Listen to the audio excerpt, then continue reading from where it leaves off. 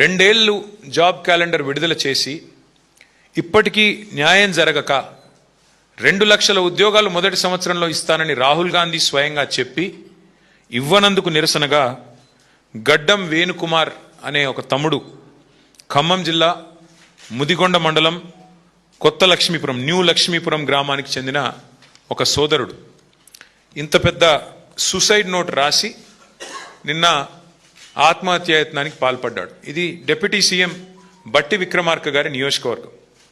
ఆ తమ్ముడు ఎంత స్పష్టంగా రాసినాడంటే ఈ లెటర్లో, జాబ్ క్యాలెండర్ ఇస్తాము అని మేనిఫెస్టోలో చెప్పడంతో నిరుద్యోగులమంతా కాంగ్రెస్ను గెలిపించాము.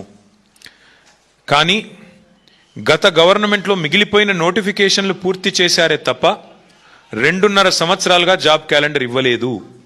జాబ్ క్యాలెండర్ ద్వారా ప్రతి సంవత్సరం నోటిఫికేషన్ విడుదలైతే నిరుద్యోగులకు ఈ దుస్థితి వచ్చేది కాదు అని చెబుతూ, మా మధిర నియోజకవర్గం పరిస్థితి చెప్తున్నాను, డిప్యూటీ సీఎం గారు జోక్యం చేసుకోవాలి అంటూ మొత్తం వివరంగా దాదాపు 2 పేజీల లెటర్.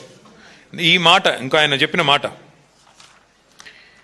డిప్యూటీ సీఎం బట్టి ఈ సూసైడ్ నోటు డిప్యూటీ సీఎం బట్టి విక్రమార్క గారికి, సీఎం రేవంత్ రెడ్డి గారికి, రాహుల్ గాంధీ గారికి చేరే వరకు షేర్ చేయండి అంటే తన ఆవేదనను వ్యక్తపరుస్తూ ఆ తమ్ముడు మాట్లాడిన మాటలు నిన్న ఆసుపత్రిలో చావు బతుకుల మధ్యన కొట్టుమిట్టాడుతూ ఇప్పుడు స్టేబుల్గా ఉన్నాడని తెలుస్తుంది. సంతోషం. ఏం మాట్లాడాడు కూడా ఒకసారి వినండి మీరు.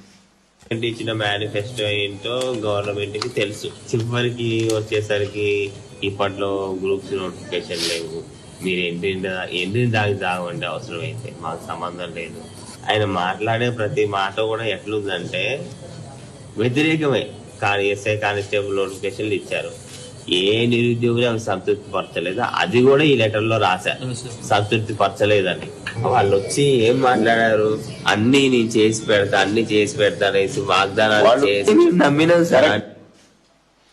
స్పష్టంగా ఆయన చెప్తున్న మాట, నోటిఫికేషన్లు ఇవ్వక ఏమైంది, ఎందుకు ఇవ్వరు? చివరికి పోలీసు ఉద్యోగాలు 20,000 ఖాళీలు ఉంటే 5,000, 7,000 ఎందుకు ఇస్తున్నారు? ఎందుకు 20,000 ఇవ్వరు? కేసీఆర్ గారు ఒకటేసారి 48,000 ఉద్యోగాలు నింపినప్పుడు మీరెందుకు నింపరు అని అడిగితే, ఎండ్రిన్ తాగి చావండి, ఇది రాష్ట్ర ముఖ్యమంత్రి గారు యువతకిచ్చే సందేశం. మరి విన్న తర్వాత ఇలా ఆత్మహత్యల లాంటి పరిస్థితికి పాల్పడక మరి ఏం చేయాలి రాష్ట్రంలో యువత అని నేను అడుగుతా ఉన్నా ఈ ప్రభుత్వాన్ని.